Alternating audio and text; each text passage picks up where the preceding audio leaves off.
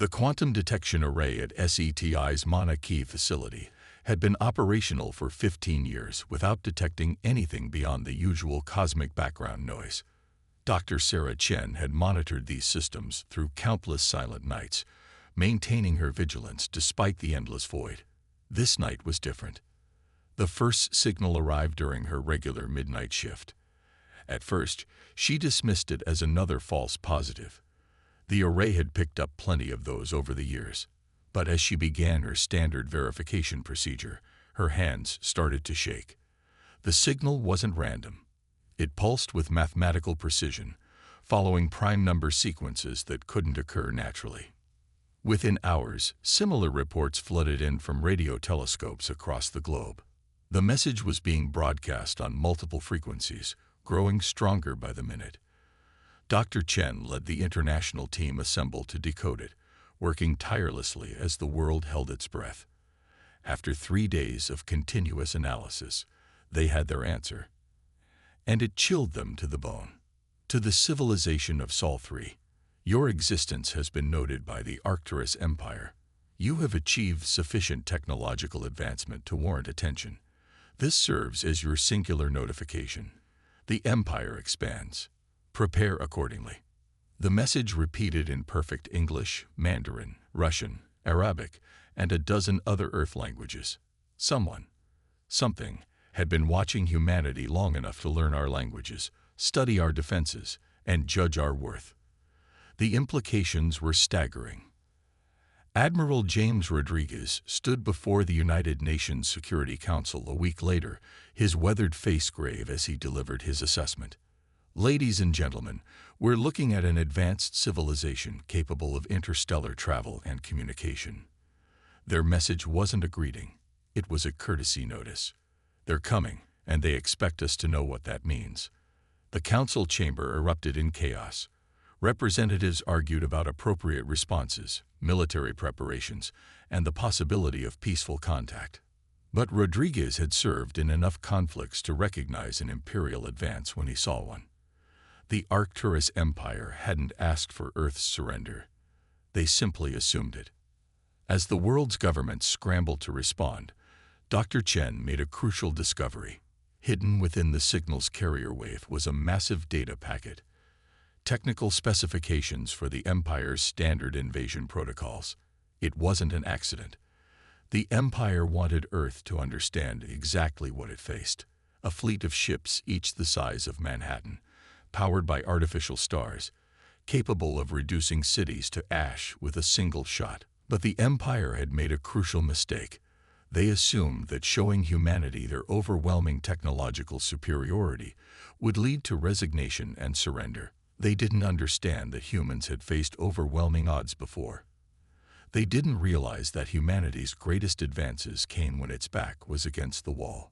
Admiral Rodriguez gathered his top strategists in a bunker deep beneath the Rocky Mountains.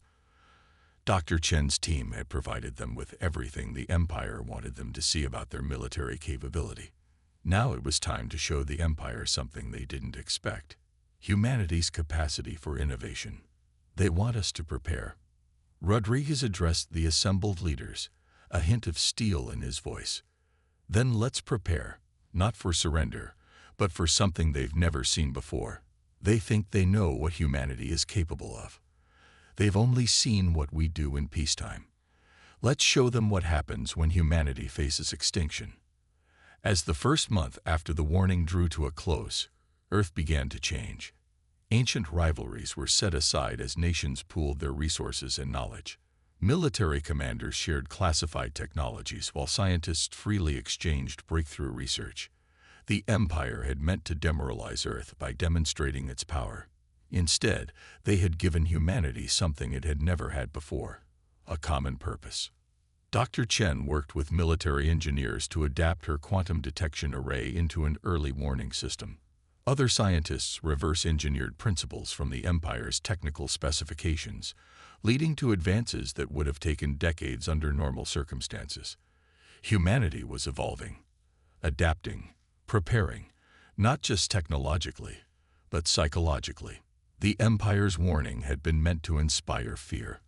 But as Earth transformed itself in preparation for the coming storm, a different emotion took hold. It wasn't confidence. Humanity knew the odds it faced. It wasn't even defiance, though there was plenty of that. It was something else, something uniquely human: curiosity. What would happen when an unstoppable force met a species that had never learned when to quit? As the first Imperial scouts appeared at the edge of the solar system, humanity was ready to show them. The Imperial scouts appeared as pinpoints of light at first, barely distinguishable from the stars around them. But Dr. Chen's enhanced quantum array tracked their movement with unprecedented precision, revealing details that confirmed humanity's worst fears. These weren't simple reconnaissance vessels. They were automated weapon platforms, each carrying enough firepower to level a continent. In the war room beneath the Rockies, Admiral Rodriguez studied the holographic display, showing the scouts approach vectors. They moved with perfect geometric precision, following patterns that spoke of centuries of military evolution. But something about their deployment bothered him. They were too perfect, too predictable. "They're not trying to hide their capabilities," he observed, addressing Dr. Chen through the secure video link. "Every move they make is textbook perfect, exactly like the technical specifications they sent us. Why show your hand so clearly?" Dr. Chen's eyes lit up with sudden understanding. Because they've never needed to hide before. The Empire's technical superiority has always been enough. They're not fighting. They're processing. These aren't military tactics. They're algorithms. This revelation sparked a fundamental shift in Earth's defense strategy. The Empire's forces weren't just technologically superior. They were automated, running on advanced but rigid protocols. They had evolved beyond the need for adaptability, because they had never faced an enemy that survived long enough to require it. The first real test of this theory came 3 weeks later. An Imperial scout approached the lunar defense perimeter, its trajectory suggesting it would test Earth's response to invasion. The Global Military Command waited tensely as the automated platform began its attack run. But instead of activating the experimental plasma shields developed from the Empire's own specifications, they did something unexpected. Nothing. The scout fired its main weapon, a beam of energy that should have vaporized the lunar defense station. Instead, it passed through a hologram, striking nothing but bare lunar rock. The automated platform paused, its programming encountering a scenario it had never been designed to handle. In that moment of computational confusion, a dozen small vessels launched from hidden craters, swarming the scout with primitive but effective kinetic weapons. The Empire's scout was destroyed, not by superior technology, but by its own inability to process unexpected situations quickly enough. It was humanity's first victory against the Arcturus Empire, and it revealed something crucial. The Empire's technological superiority was also its weakness. "They've automated themselves into a corner," Dr. Chen explained to the Global Defense Council. "Their systems are incredibly advanced, but they follow predetermined patterns. They expect us to either match their technology and fail, or use inferior technology and be destroyed. They don't have protocols for an enemy that deliberately fights differently." This insight drove the next phase of Earth's preparations. Instead of trying to match the Empire's technology, humanity began developing countermeasures that exploited the rigid nature of Imperial protocols. Military bases were hidden under holographic deserts. Decoy cities were built to draw fire from automated targeting systems. Every defense was designed not to withstand the Empire's weapons, but to confuse their targeting algorithms. Admiral Rodriguez coordinated with guerrilla warfare experts from various nations, incorporating centuries of human experience in asymmetric warfare into a planetary defense strategy. The Empire's technical specifications had revealed that their automated systems were programmed to target military assets based on energy signatures and structural patterns. So humanity built its real defenses to look like background noise, while constructing elaborate decoys that matched Imperial targeting protocols perfectly. The Scouts' destruction also revealed something else: the Empire's response time. It took exactly 17 hours for the next wave of scouts to arrive, suggesting they operated on a predetermined schedule rather than tactical necessity. This predictability became another weapon in humanity's arsenal. As Earth's preparations continued, Dr. Chen made another breakthrough. The Empire's communication signals weren't just carrying tactical data, they were carrying commands. The automated platforms needed constant updates from their command structure to function. This vulnerability would become the cornerstone of humanity's defense strategy. The Empire had given humanity time to prepare, expecting fear and resignation. Instead, they had given Earth's greatest minds a chance to study their enemy, to find weaknesses in their apparent perfection.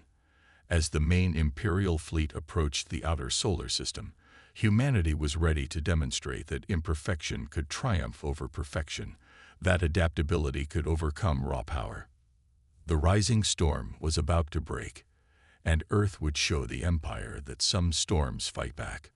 The main Imperial fleet arrived exactly as predicted, their massive ships emerging from faster-than-light travel in perfect formation. Sensors across the solar system registered their presence, each vessel larger than Earth's largest cities, powered by artificial stars that burned brighter than Sol itself. But humanity was ready with Operation Achilles, a plan that would either save Earth or doom it. Dr. Chen had discovered something crucial about the Empire's communication networks. Their faster-than-light technology required precise quantum entanglement, maintained through a complex network of relay stations. These relays were the Empire's Achilles heel. Without them, their perfect coordination would shatter. The Empire's ships are like a neural network, she explained to Admiral Rodriguez as they watched the fleet's approach. Each vessel is powerful, but their real strength comes from their ability to act as one. Break that connection, and we turn their greatest strength into a weakness. The first phase of Operation Achilles began quietly. Small, stealth vessels, designed to appear as space debris to Imperial scanners, moved into position around the fleet's communication relay points. These ships carried quantum disruptors, devices reverse-engineered from the Empire's own specifications, but modified in ways their protocols wouldn't expect. The Imperial fleet moved toward Earth with mechanical precision, their automated systems detecting the obvious defense platforms humanity had placed in their path. As predicted, they began systematic targeting procedures, their weapons charging to eliminate these threats. They never noticed the real danger hiding in plain sight. Admiral Rodriguez gave the signal. Across the solar system, the stealth vessels activated their disruptors simultaneously. The effect was immediate and devastating. The quantum entanglement network that allowed the Imperial ships to coordinate their actions collapsed, creating a cascade of system failures their protocols had never been designed to handle. The massive Imperial vessels, suddenly cut off from their command network, defaulted to autonomous operation modes. But these backup systems were even more rigid and predictable than their networked protocols. As planned, Earth's forces launched their true attack, not with advanced weapons, but with confusion. Thousands of small, automated drones swarmed from hidden bases on Mars and the asteroid belt. Each drone broadcast contradictory sensor data, creating phantom targets and false readings that overwhelmed the Imperial ships' targeting systems. The Empire's vessels, unable to coordinate their responses, began firing at shadows, while real threats slipped through their defenses. "Look at their response patterns," Dr. Chen observed, watching the data stream from their sensors. "They're trying to re-establish their network, but they can only use pre-programmed protocols. They don't know how to improvise." The Imperial ships, each powerful enough to destroy continents, found themselves fighting an enemy they couldn't properly target.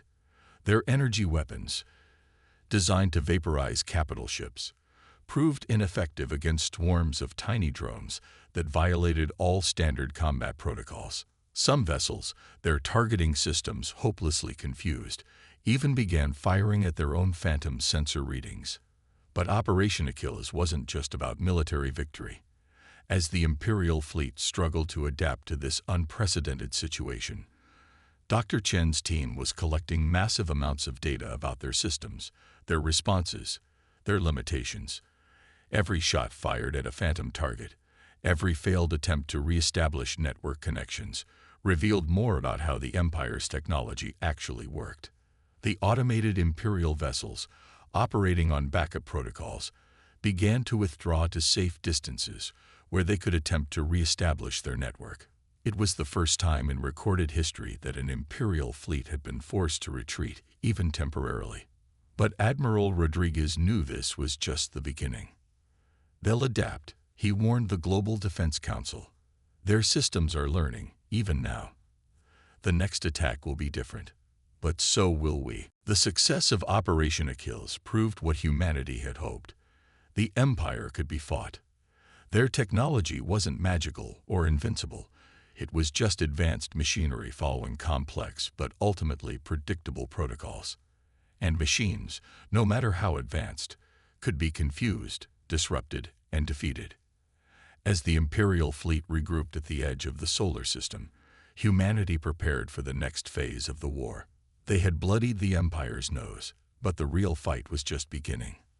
The Empire would analyze this defeat, update their protocols, and return with new strategies. But they would still be following protocols, while humanity would be doing what it did best: adapting, improvising, and finding new ways to survive. The Imperial fleet's return exceeded humanity's worst predictions. Their ships had been modified, their protocols updated to account for Earth's guerrilla tactics. The quantum disruption that had worked so effectively during Operation Achilles now faced countermeasures. But humanity had been preparing for this moment, and the Empire was about to learn that humans didn't just adapt their technology. They adapted their entire way of thinking. Dr. Chen discovered the key to the Empire's new defenses in their own behavioral patterns. They're still thinking linearly, she explained to Admiral Rodriguez, pointing to the analysis of the fleet's movements. They've created countermeasures for everything we did before, but they're expecting us to follow the same patterns too. They don't understand that humans don't think that way. The Empire had indeed adapted impressively. Their ships now operated on rotating quantum frequencies, making communication disruption nearly impossible. Their targeting systems have been upgraded to filter out false signals, neutralizing the drone swarm tactics that had previously confused them. They had even developed new weapon systems specifically designed to track and eliminate small, fast-moving targets. But humanity had spent the intervening time preparing something the Empire couldn't counter: unpredictability. Drawing on centuries of military history, Earth's forces had developed what they called the Chaos Protocol. It wasn't really a protocol at all, but rather an anti-protocol. A system designed to ensure that no two human responses would ever be the same. The first test of this new strategy came when the Imperial fleet launched a coordinated attack on Mars defense installations. Their ships moved with perfect precision, their new protocols executing flawlessly. But instead of finding the resistance they expected, they encountered something else entirely. Some human ships fought back with advanced weapons, others with primitive kinetic weapons. Some installations evacuated, others seemed to self-destruct, while still others transformed into completely different structures. There was no pattern to predict, no protocol to counter, because every human commander was making independent decisions based on the situation at hand. "They're trying to find the logic in our responses," Admiral Rodriguez observed, watching the Imperial ships hesitate as they encountered each new surprise. "They don't realize there isn't any. We're not following a program. We're improvising." The Empire's automated systems, despite their incredible processing power, began to show signs of strain. They had been programmed to recognize patterns and develop countermeasures, but humanity wasn't giving them any patterns to work with. Each engagement was unique, each response unexpected. The machines couldn't develop effective protocols because they couldn't predict what humans would do next. Dr. Chen's team had also made another crucial discovery. The Empire's ships, for all their technological advancement, still operated on fundamental principles of physics. And physics had rules that couldn't be broken, even by the most advanced civilization. These rules became humanity's most powerful weapons. Earth's forces began using the Empire's own power against them. When Imperial ships fired their energy weapons, human vessels would disappear into carefully calculated blind spots created by the weapon's own electromagnetic interference. When the Empire deployed their gravity-based weapons, humans used the distorted space-time to achieve impossible maneuvers their ships shouldn't have been capable of. The Empire's response to these tactics revealed something extraordinary. They were learning, but not adapting. Their ships would develop countermeasures for specific human tactics, but they couldn't develop countermeasures for unpredictability itself. Each new protocol they created just gave humanity more rules to break, more patterns to disrupt. We're not just fighting their technology, Dr. Chen realized. We're fighting their entire worldview.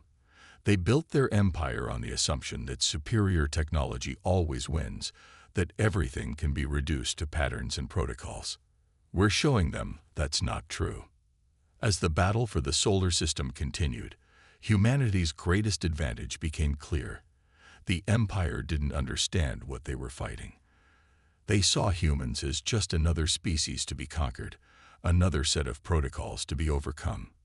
They didn't understand that humanity's greatest strength wasn't in its technology or its weapons, but in its ability to think in ways that machines couldn't predict. The Empire had built its power on perfection, on the ability to do everything right every time. But humanity had evolved in a different environment, one where survival often depended on doing the wrong thing at the right time, or the right thing at the wrong time. This unpredictability, this ability to succeed through imperfection, was something the Empire's perfect machines couldn't comprehend. The war was far from over, but the balance had shifted. The Empire's technological superiority was no longer enough. They were fighting an enemy that didn't play by their rules, didn't follow their patterns, and couldn't be predicted by their protocols.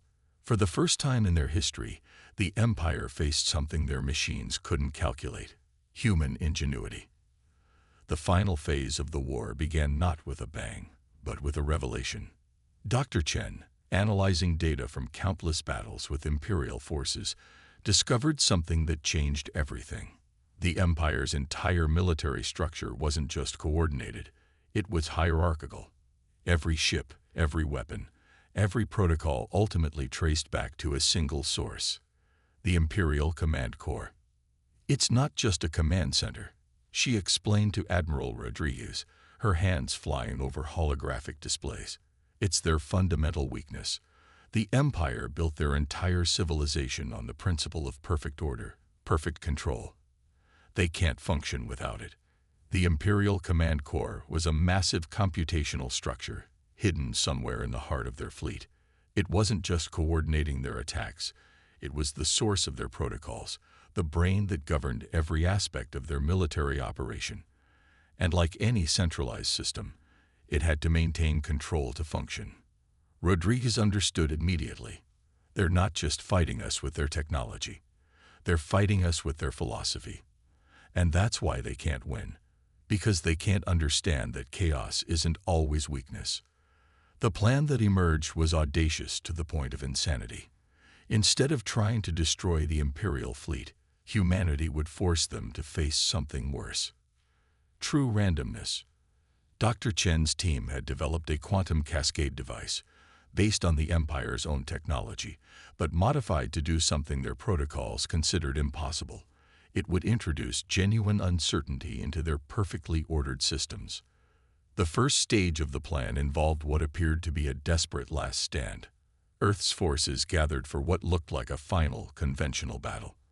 The Imperial fleet, their protocols updated with countless iterations of combat experience, moved to engage. Their formations were perfect, their targeting solutions flawless. But this time, humanity wasn't fighting to win. They were fighting to create confusion, disorder, and most importantly, to draw the Imperial Command Corps into direct engagement. Every human ship fought differently. Every tactic seemed random. Every response defied prediction. The Empire's automated systems struggled to process the chaos, forcing the Command Corps to take more direct control of the battle. They can't help themselves, Dr. Chen observed. watching the Imperial fleet's response patterns shift. Their entire system is built on the assumption that there must be order. They'll keep trying to find patterns even when there aren't any. As the battle reached its peak, the Command Corps did exactly what humanity had hoped. It moved closer to the combat zone, attempting to assert more direct control over its forces. In that moment, hidden vessels emerged from the debris of what the Empire had assumed were destroyed human ships. Each carried a quantum cascade device, and each targeted a different frequency of the Empire's command network. The devices activated simultaneously, but they didn't attack the Empire's technology directly. Instead, they introduced quantum uncertainty into their command protocols. Suddenly, the Empire's perfect formations began to break down.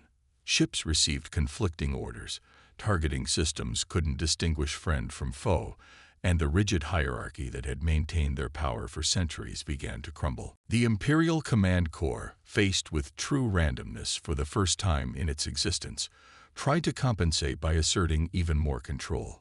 But this only made things worse. The more it tried to impose order, the more chaos spread through its network. Ships began acting independently, their protocols breaking down as they received contradictory commands. They're experiencing something they've never faced before, Dr. Chen explained, watching the Empire's fleet dissolve into confusion. True freedom of choice. Their ships are having to make decisions without perfect information, without absolute control. They're having to improvise. The result was beyond anything humanity had hoped for. The Imperial fleet, cut off from their certainty, their perfect protocols shattered, began to retreat. Not in the organized withdrawal they had executed before, but in genuine disarray. The Command Corps, unable to process or control the situation, was forced to choose between total shutdown or complete system failure. The empire that had threatened Earth, that had conquered countless civilizations through perfect technology and absolute control, faced a choice they had never encountered before: adapt or die. In the end, they chose to withdraw, their fleet vanishing into faster-than-light travel, leaving behind only wreckage and a changed understanding of the universe. As Earth's forces regrouped and began the process of rebuilding, Admiral Rodriguez and Dr. Chen stood in the command center, watching the last Imperial ships disappear from their sensors. "They'll be back," Rodriguez said, but there was no fear in his voice. "They'll try to understand what happened, try to create new protocols to counter it." "Yes," Dr. Chen agreed, "but they'll fail, because they still won't understand the real lesson. You can't create a protocol for unpredictability. You can't control chaos. You can only learn to dance with it." The war had taught humanity something too. They had faced the most powerful empire in known space and survived not through superior technology, but through their ability to embrace uncertainty, to thrive in chaos, to succeed through imperfection. The empire had given them one warning, expecting submission. Instead, they had learned that sometimes the strongest defense isn't perfect order, but the courage to break it. As Earth began to rebuild, its people looked to the stars with new confidence. They had proven that humanity's greatest strength wasn't in its technology, but in its spirit, in its ability to face the impossible and find a way through. The Empire had meant to conquer Earth. Instead, they had helped humanity discover its true power, the ability to turn chaos into victory.